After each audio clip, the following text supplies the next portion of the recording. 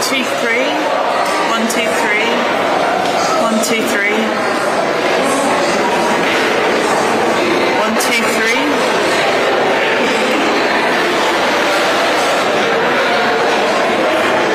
Which one? This one? This one? 1, 2, 3, 4, 5, 6, 7, 8.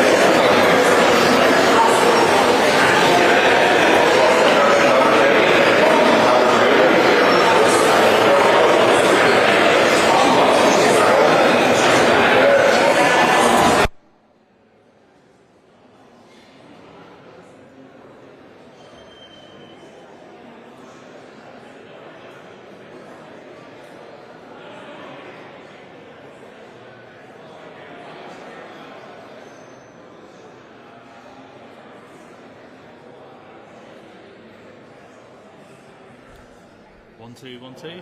1, 2. Is that okay?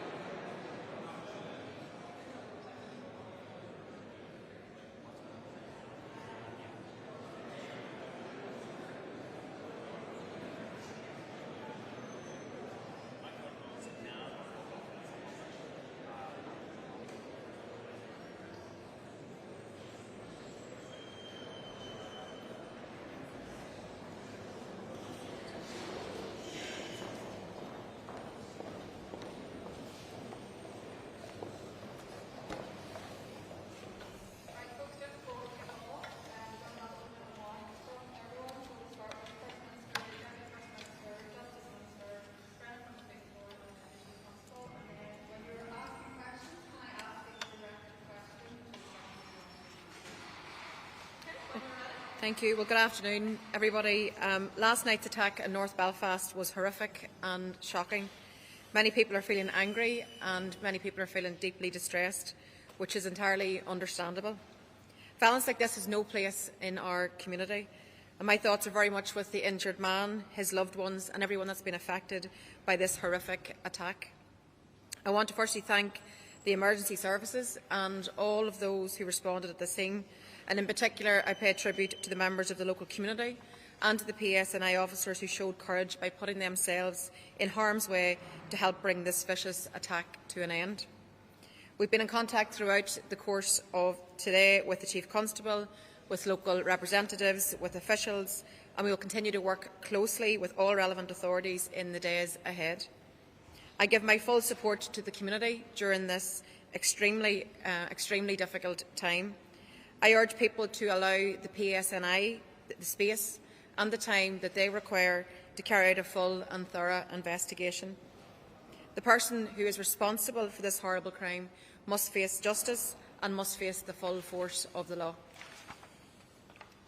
There isn't a single person who watched what happened last night that isn't entirely horrified. The scenes witnessed last night in North Belfast were brutal, disgusting and horrific.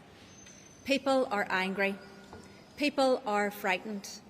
And above all, people deserve to feel safe in their own communities and to have confidence in the systems that are meant to protect them. We understand that the suspect was in Northern Ireland on a 5-year visa and entered Northern Ireland via Dublin. This was someone who came here to live within our community and yet has committed an act of appalling, barbaric violence. People legitimately need to be reassured that their concerns are not only being listened to, but taken seriously. The criminal justice process must be allowed to take place. We need a swift conviction, and on conviction, this dangerous man must be deported immediately. The safety of our communities must come first. My message is clear. I hear your concerns. They must be taken seriously. And in the meantime, I really genuinely appeal for calm across all of our communities. I think all of us were horrified at what we witnessed unfolding last night in North Belfast. And I understand that many people in that community this morning will be traumatised, they will be fearful, and they will be angry at what unfolded on their doorstep. And they have every right to be so. My thoughts are with the individual who suffered grievous injuries and is now in hospital, and I hope that he will recover from those injuries. However, those who ran at their own peril to save him showed courage that I think needs to be paid tribute to also, as do I want to pay tribute to the emergency services and first responders who arrived on the scene and sought to save a man's life. And our thoughts, I think, are all with him and with his family today.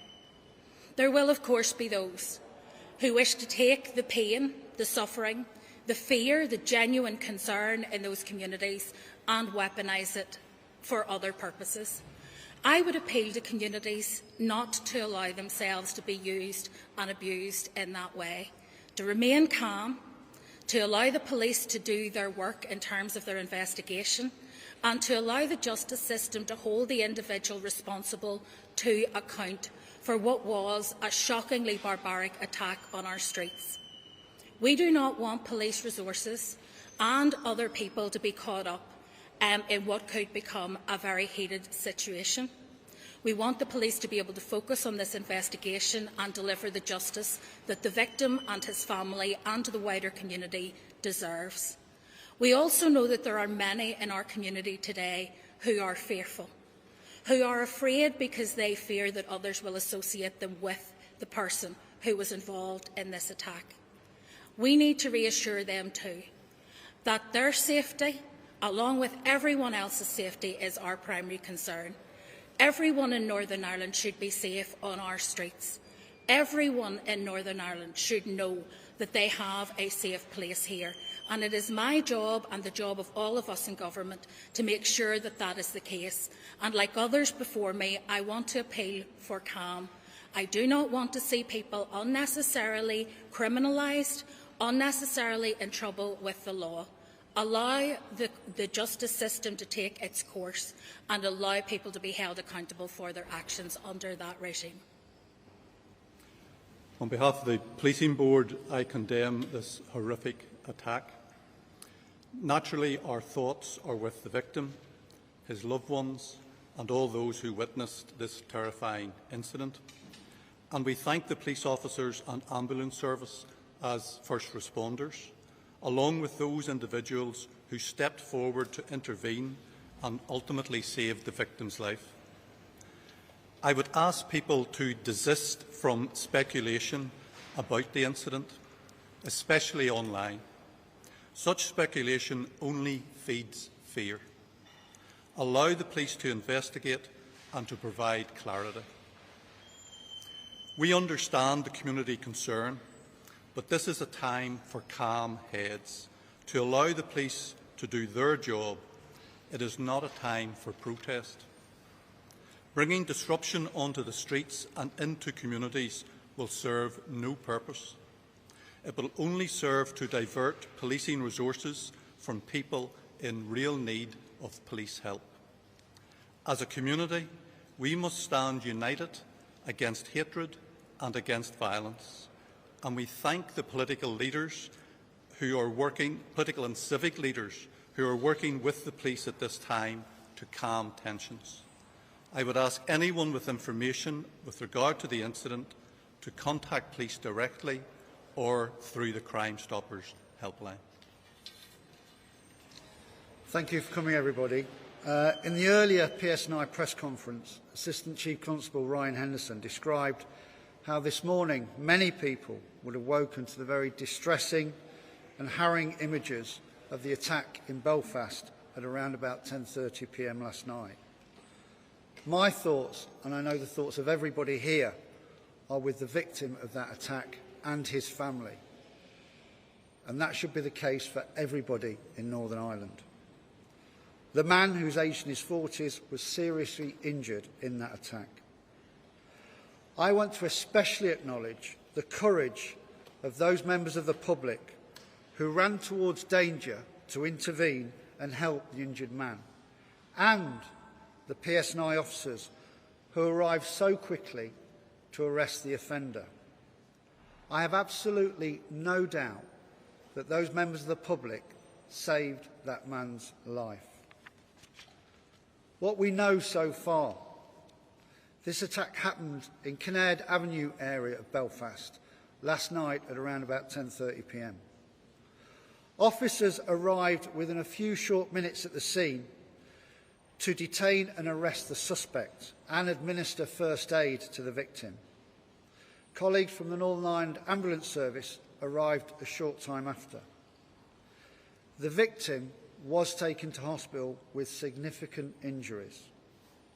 The suspect, a man in his 30s, we now understand to be Sudanese, was arrested at the scene on suspicion of attempted murder. He remains in custody, and at this time we are not seeking anyone else in connection with what happened last night. What is believed to be a kitchen knife was recovered at the scene. It's my understanding that the suspect was granted leave to remain in the United Kingdom on the 28th of September of 2023. Again, this is to be confirmed, but I'm informed that he made his way from Sudan to Paris at dates unknown, and from Paris he flew to Dublin at a date yet to be determined. From my current understanding, he then travelled from Dublin to Belfast by bus on the 10th of February of 2023 and claimed asylum on that date. There is no trace of this suspect on any of our national security databases, and he was not known to the Police Service of Northern Ireland.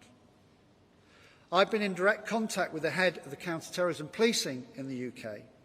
At this stage, we have no information to suggest that this was terrorist-related. I do appreciate the nature of the attack has led to speculation it is terrorist related. However, there is nothing to suggest that that is the case. It's still the early stages of the investigation, and if that changes, we will update you. This vile attack has sent shockwaves throughout all of our communities. I want to reassure all of them that your safety is our absolute priority, and we're engaged with those communities, with residents and with our political parties and leaders to provide reassurance and support. There will be an increased police presence across Northern Ireland this evening and in the coming days to provide help, support and reassurance for all our communities and to keep everybody safe. There is considerable posting on social media. I appeal for everyone to be mindful of what they view and share online. Sharing footage risks causing further trauma to the injured man's family and loved ones and may impact on this investigation. We are aware, of course, of protest activity being discussed across Northern Ireland this evening, and we continue to monitor this very carefully. And I understand that last night's attempted murder will leave people feeling enraged with emotions from fear to anger. But please, please, let the PSNI, let the police do their job, unfettered and undistracted by wider concerns there may be about disorder. In August 2024 and June of 2025, we saw disturbances in Northern Ireland that benefited no one. Those disturbances resulted in damage to our own communities and the criminalising of our own young people. Do not let people who know nothing about Northern Ireland impact on the behaviours of our people in Northern Ireland from afar through social media.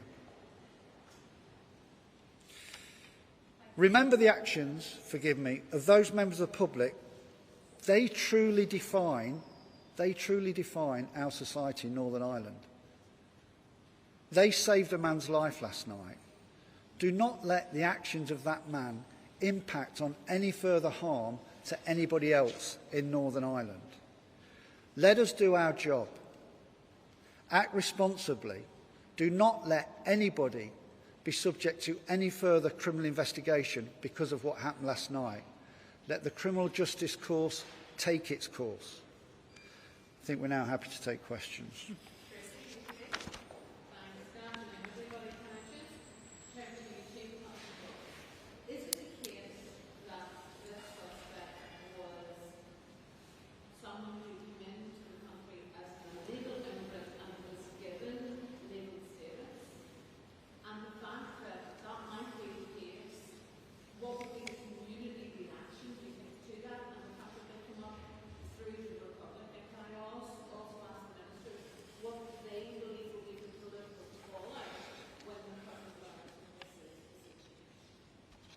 So if I go first with regards to legal status. So I think lawyers will debate the legal status of this individual for weeks, months and maybe even years to come.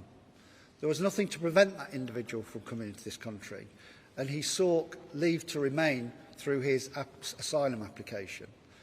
His status when he crossed that border is still undetermined by us, but it's something that we'll be looking at and will come out in the fullness of time. Yeah, I think I agree with the Chief Constable. I think that people shouldn't jump to assumptions. We don't have the full picture here, so I think that's important to say. I think for today, the main focus of all of us, certainly collectively standing here together today, is to appeal for calm. It's also to ensure that we reflect where we know people are, because I think people are feeling fearful, people are feeling angry, people are feeling a bag of emotions about what they have witnessed over the course of yesterday evening and into this morning.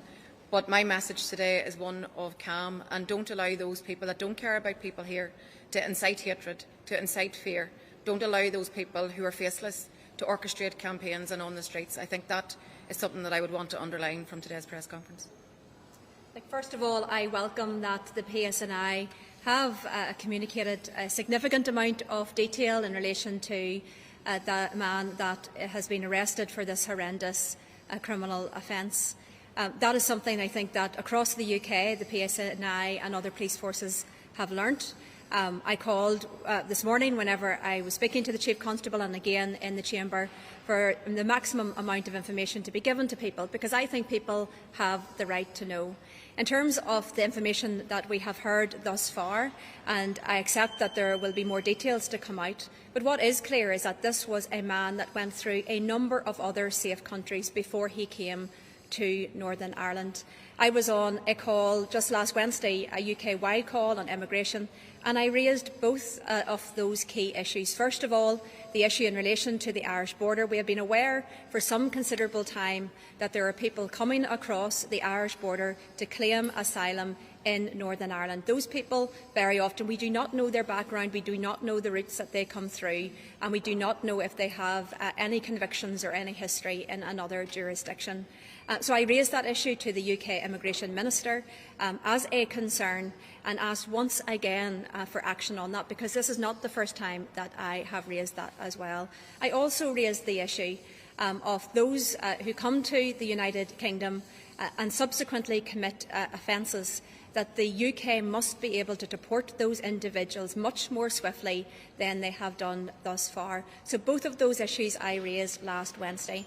But I absolutely agree with others here today that what we need today is calm across Northern Ireland, across our communities. Any kind of disorder only serves to wreck our own communities. It doesn't serve any purpose. But I think importantly, people must know that their legitimate concerns and issues are being listened to.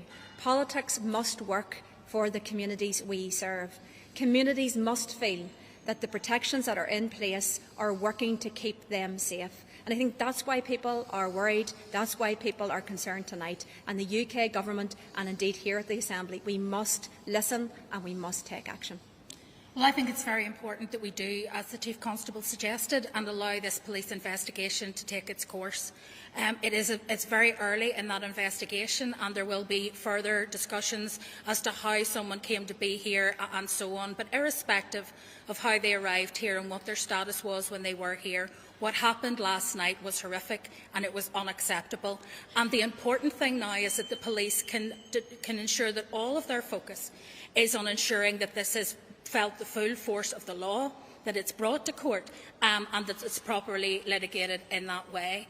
It's important that they are not distracted by other issues in the community, and that's why we're here collectively appealing for calm. We know that people are horrified. We were all horrified.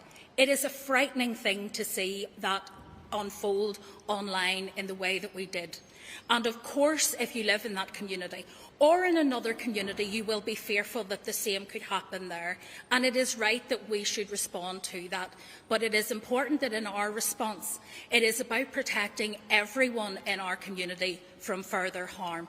And that requires us to do what we have had to do on so many difficult occasions before, to come together, to stay united and to work together as a community to create the kind of safe space that everyone can flourish in, and not to leave people feeling vulnerable.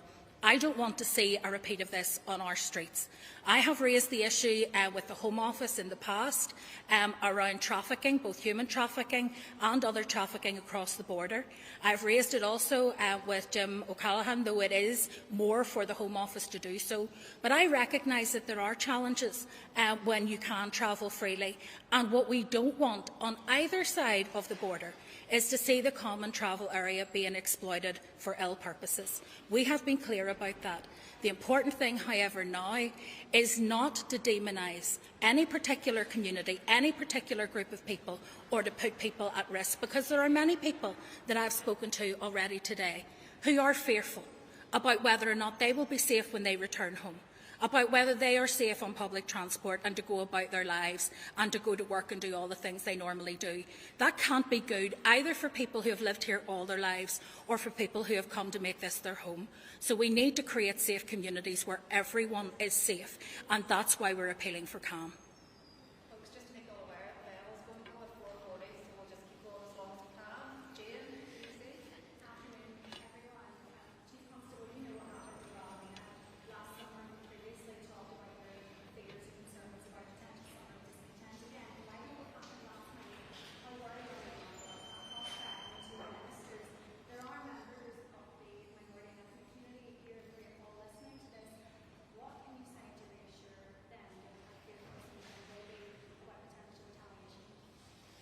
So if I begin, obviously I alluded to what we've seen in 2024 and 2025.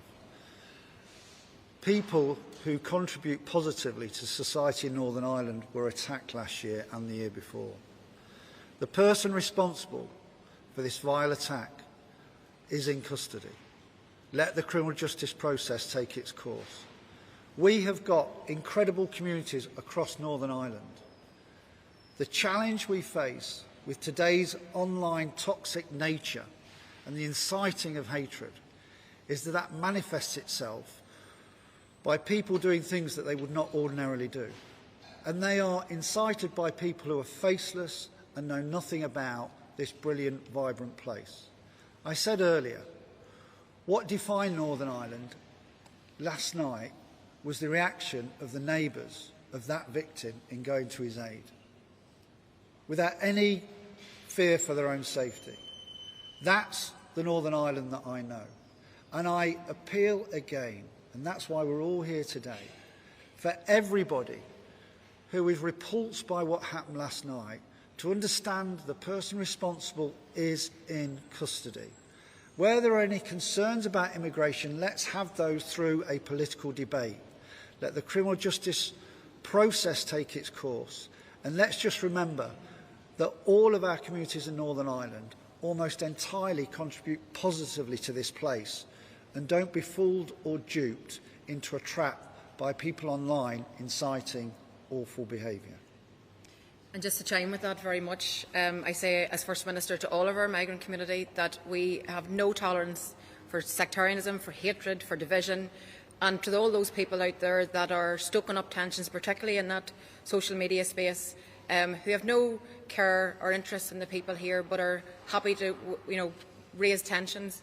I say they do not represent us. This is a society that is welcoming, that is inclusive. We are good people. And I said to everybody out there, I don't want to see any person living in fear, and we need to say no to racism, no to hatred, no to sectarianism that is out there in our society. What happened last night was horrific. People need to separate those things out. Yeah, look, I think people want to have a conversation about immigration. I think communities are very concerned about what is happening. No community wants a dangerous person living within their community.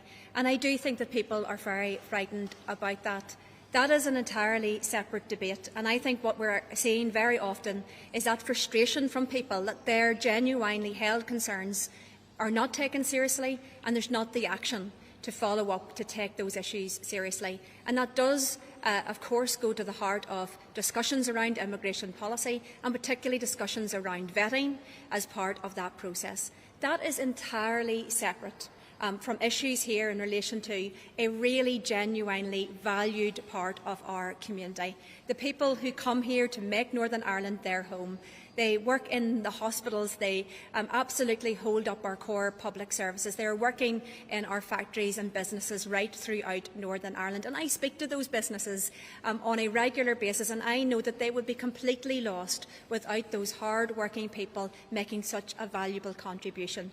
Our ethnic minority community in Northern Ireland also make such a valuable contribution to our community life, our cultural life. They are part of our community. And of course, when I say that all communities should be able to feel safe, should they be walking down a street or in their own home or in their workplace, then of course that includes everyone, regardless of your race, regardless of your nationality. So my message today is very clear to our ethnic minority community. You are valued. You are our community. You are part of Northern Ireland, and we will do everything that we can to protect you as well.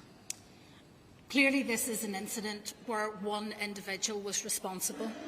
There are many dangerous individuals who live in Northern Ireland who were born here and have lived here all their lives.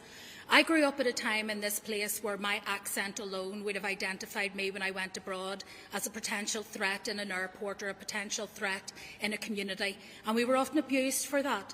Though we shared nothing in common with those who were involved in that activity, we were all judged to be the same. I don't want that to happen to any person here because of the colour of their skin or their nationality or their background. This person is not representative of a whole community. He is an individual who should be held to account before the law. The only people who will be harmed if there is unrest on our streets are innocent people. The only thing that will be achieved is further victims. And so I'm asking for people to be calm, to be rational at a time when it is easy to be irrational, because you're hurt, you're upset and you're angry, and because there are bad faith actors who want to stir trouble. It is not in the interests of anyone in Northern Ireland for us to see our community torn apart in these instances. And I understand that many people from our ethnic minority and foreign national community will be fearful today. They have lived through previous cycles of retribution when someone who happens to be from an ethnic minority background commits a crime. We don't do this for any other group, and we must not do it when it comes to ethnic minorities. One individual doing one awful act is not representative of everyone who lives in Northern Ireland, nor should we allow it to become so. And I would appeal to people to listen to what's been said today. The guilty person, as far as the police are concerned, is in custody. The only people who will be harmed if there is unrest will be those who are innocent.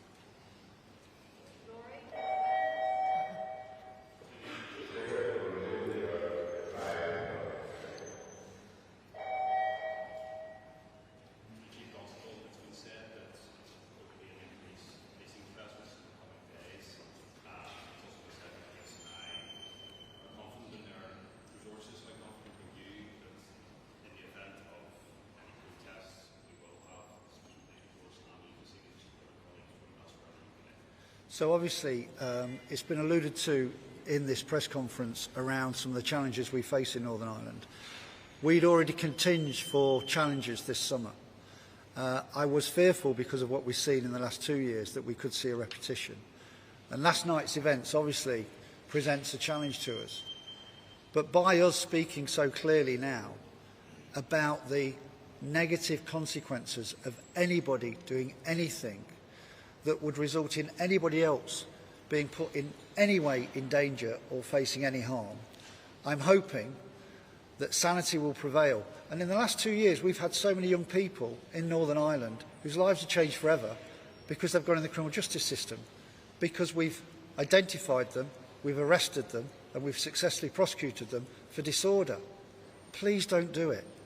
But we have got the resources to deal with this. We have already made contingencies around getting support from elsewhere. This is something that we're used to here. But I again appeal to everybody to please let sanity prevail. Nobody wants to see anything in this incredible place of Northern Ireland other than tranquility and people getting on together. And by the way, Northern Ireland is one of the safest places to live in the United Kingdom. Literally, almost the safest place to live. So let's remember that, and let's show that. And again, let's remember the community spirit here, which was demonstrated very clearly last night by the neighbours of this poor victim.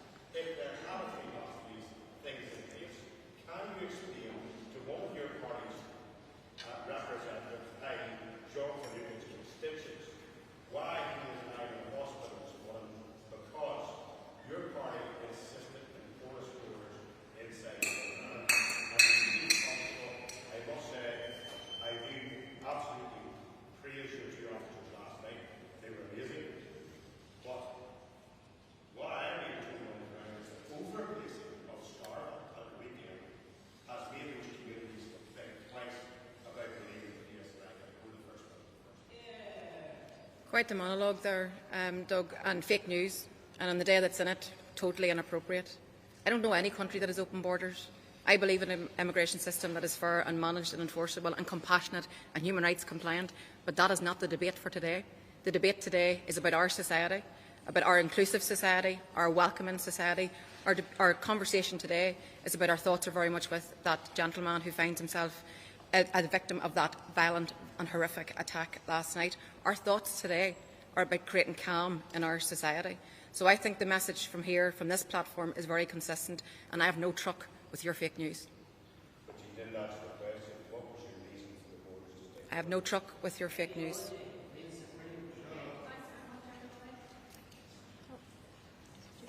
Oh.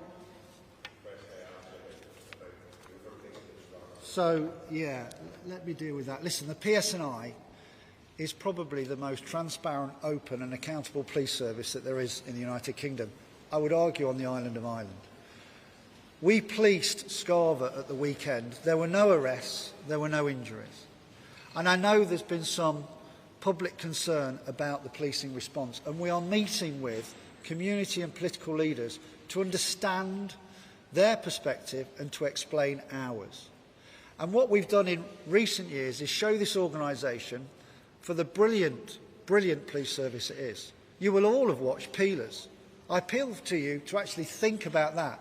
The officers who will be out there tonight, trying to do their best to provide community reassurance, are the officers that you've seen through that television programme. Ordinary people from across the communities in Northern Ireland trying to make this a better place. We're all in this together, and we must not let other people in any way provoke any activity that we do not want in our communities. So Scarva we will deal with, we'll be open, we'll be transparent, and we'll listen to what people have got to say, and we'll learn if we've got things wrong. But that's for another day. Today is about making sure people understand the consequences if they start to commit criminal acts, and understand the necessity to actually sit down together, work together, be together to make this a better place, and not allow that man last night who committed that crime to have any more infamy than he got from that video last night. Do not give it to him. Let's all behave ourselves, and let's think of the family of that poor victim and the victim himself. Thank you.